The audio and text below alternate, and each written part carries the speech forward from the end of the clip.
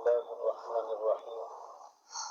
نبی کریم صلی اللہ علیہ وسلم کا مبارک ارشاد ہے کہ جنت میں ایک دروازہ ہے جس کا نام ریان ہے. قیامت کے دن ایک آواز لگائی جائے گی، کہا جائے گا کہ روزہ دار کہاں ہے؟ چنانچہ جو شخص روزہ دار ہوں گے وہ کھڑے ہوں گے اور اس دروازے سے داخل ہو جائیں گے.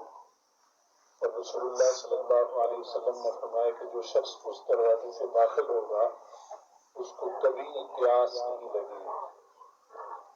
کہ نبی کریم صلی اللہ علیہ وسلم نے اس لیے فرمایا کہ کبھی پیاس نہیں لگے گی، اس لیے کہ بہت ساری احادیث میں معلوم ہوتا ہے کہ جو قیامت کا دن ہوگا، میدان محشر کا دن ہوگا، وہ اتنا سخت ہوگا کہ اگر آدمی کو سمندر دیے جائیں اور اس کی پیاس نہ بجھے، یہ کیفیت ہو. اور لوگ اپنے اعمال کے بقدر پسینے میں ڈوبے ہوئے ہوں گے. کچھ لوگ ہوں گے جو ٹخنوں تک، کچھ گھٹنوں تک، کچھ پیٹ تک، کچھ حلق تک اپنی گرمی کی وجہ سے پسینے میں ڈوبے ہوئے ہیں. روزہ دار کو اس دروازے سے داخل کر کے پیاس کا بجھانے کا مقصد یہ ہے کہ اللہ کے جو یہ دن ہیں جن کو اللہ رب العزت فرماتے ہیں کہ میرا مہینہ ہے اور گنتی کے دن ہیں، اس میں آدمی پیاس سے، بھوک سے اللہ کے لیے مقابلہ کرتا ہے اور چھوڑتا ہے. اللہ اس کے بدلے میں جنت میں اس کی پیاس کو ہمیشہ ہمیشہ کے لیے بجھا دے. لیکن میرے بھائیوں، بزرگوں، دوستوں، شرط یہ ہے کہ روزہ ہو. ہمارا ابھی رمضان شروع ہوا تھا اور آج پہلا عشرہ ختم ہونے کو. میں اور آپ ہر ایک آدمی چند لمحے کے لیے محاسبہ کریں کہ اگر یہ 10 روزوں میں ایک روزہ ہی میرا اور آپ کا ایسا ہے کہ جو قیامت کے دن ہمیں وہاں کھڑا کر کے اور ریان سے داخل کر دے، پھر تو بڑے فائدے والی بات ہے اور پھر تو ہم کامیاب ہیں. لیکن اگر 10 دن ہم نے بھوک پیاس برداشت کی اور ایک بھی روزہ ایسا نہیں ہے کہ ہم حضرت ابوبکر صدیق رضی اللہ تعالیٰ عنہ کے ساتھ کھڑے ہو جائیں کہ ابوبکر صدیق نے بھی روزہ رکھا تھا اور میرا بھی روزہ ہے. حضرت علی رضی اللہ تعالیٰ عنہ کے روزے جیسا ہی میرا روزہ ہے، پھر تو بڑی خوش قسمتی ہے اور واقعی ہم خوش قسمت ہیں.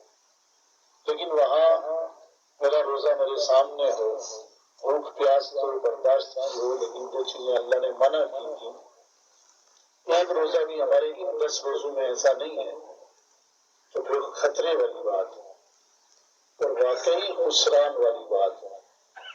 نبی کریم صلی اللہ علیہ وسلم نے فرمایا کہ واقعی جو محروم ہے وہ اس مہینے میں محروم رہتا ہے. جس کے نصیب میں بدبختی لکھ دی گئی ہے وہ اس مہینے میں محروم رہتا ہے. ورنہ یہ تو رحمت کا ایسا مہینہ ہے کہ اللہ رب العزت بہانہ تلاش کر رہا ہے. تو اس لیے ایک حصہ ہم سے گزر چکا، 2 حصے باقی ہیں. اگر اس سے پہلے غفلت ہو گئی ہے تو اب بھی کچھ نہیں کیا ہے، اب بھی ہمارے ہاتھ میں بہت کچھ ہے. آج سے تو استغفار کریں اور صحیح معنوں میں استغفار کے ساتھ صبح روز سیر کریں. ہم یہ سمجھیں، ہم یہ سوچیں کہ پیارے محبوب صلی اللہ علیہ وسلم نے سیر کیسے کی تھی. میری سیری میں وہ چیزیں ہیں، میری سیری حلال ہے یا نہیں. خاص طور سے ہمارے لڑکیوں کا بہت باری ذمہ داری، سواد بھی ہے. ہر ایک آدمی کو اپنے گھر والوں کو کھلانے کا سواد ہے، ساری کھلانے کے جو فضائل ہیں ہم سب کو ملتے ہیں. لیکن یہ مجھے اور آپ کو، ہم میں سے ہر ایک آدمی کو پتا ہے کہ جو میرے دسترخوان پہ ہے وہ حلال ہے یا نہیں. حرام تو دور کی بات ہے، مومن سے بعید بات ہے. مشتبہ مال بھی اگر ہے تو پھر بات خطرے والی ہے. بجائے اس کے کہ ہم 500 چیزیں دسترخوان میں ہوں، 5-7 ڈشیں ہوں، ہم گھر والوں کو بتا دیں کہ بھائی میں صرف افورڈ کر سکتا ہوں حلال، صرف آٹا اور نمک افورڈ کر سکتا ہوں، آپ کی مرضی کھائیں یا نہ کھائیں. کئی گنا اس سے بہتر ہے کہ ہمارا دسترخوان بھرا ہوا ہو اور وہ سارے کا سارا حرام ہو یا مشتبہ مال جس میں شک ہو. اسی طرح افطار میں ہم غور و فکر کریں، پھر ہم دیکھیں کہ اس روزے کی برکات اور ثمرات کیا ہے. تو اس لیے میں بھی غور و فکر کروں، آپ حضرات بھی غور و فکر کریں. اور پھر جس طرح آج کا ماحول ہے رمضان کا، اس طرح چونکہ ایک ماحول کی وجہ سے بات سمجھ میں آ جاتی ہے تو ہمارے پاس اللہ کے مہمان جماعت آئی ہے، وہ ہمارے لیے دعا جو ہے کوشش کر رہے ہیں کہ ہم کس طرح 3 دن لگا کر 210 دنوں کا ثواب حاصل کریں۔ اللہ نے ان کے دل میں بات ڈالی، لاہور سے چلے، رائیگڑھ سے چلے اور یہاں الحق میں آ کے پہنچ گئے کہ میرے بندوں کو یہاں سے نکال کر 210 دنوں کا ثواب دو۔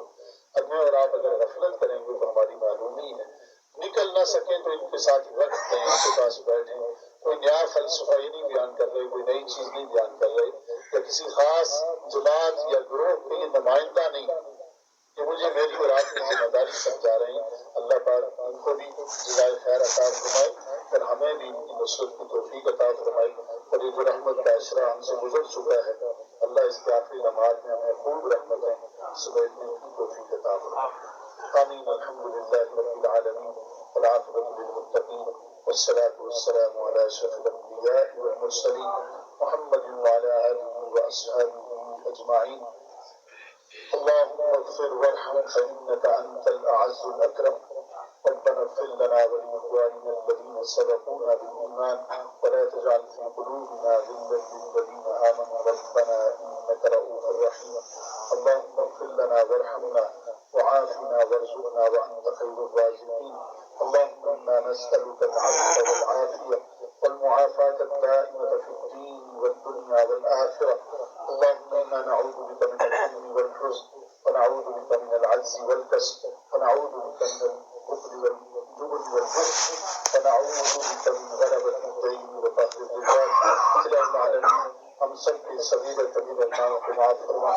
اللہ کو نے رمضان ہمیں عطا فرمایا، تیرا کروڑوں احسان ہے اللہ، ہم تیرا شکر ادا کرتے ہیں کہ اللہ یا اللہ تجھ سے ہی اس کی قدر دانی کی توفیق مانگتے ہیں کہ اللہ ہمیں صحیح معنوں میں اس کی قدر کی توفیق عطا فرما کہ اللہ نیکی کی طاقت، گناہ سے رکنے کی طاقت تیرے قبضہ قدرت میں ہے کہ اللہ تو چاہتا ہے کہ ہم لوگ دوڑ کر تیری طرف آئیں اور گناہ سے دور ہو جائیں کہ اللہ ہم تجھ سے ہی توفیق مانگتے ہیں کہ ہمیں اس کی توفیق عطا فرما، اخلاص کے ساتھ، للائیت کے ساتھ، استحضار کے ساتھ رمضان کو روزہ رکھنے کی توفیق عطا فرما کہ اللہ رحمت کا عشرہ ہم سے گزر رہا ہے کہ اللہ اس میں بہت کمی کوتاہیاں ہوئی، ہمیں اعتراف ہے کہ اللہ ہمیں اپنی کمزوری کا اعتراف ہے، ہم یا اللہ اس کا اعتراف کرتے ہیں، نادم ہیں، شرمندہ ہیں کہ اللہ کو غیب سے ہی ہمیں ساری کی ساری رحمتیں کہ اللہ جو ہمارے حصے میں ہوں نہ ہوں کہ اللہ تو ہمیں عطا فرما دے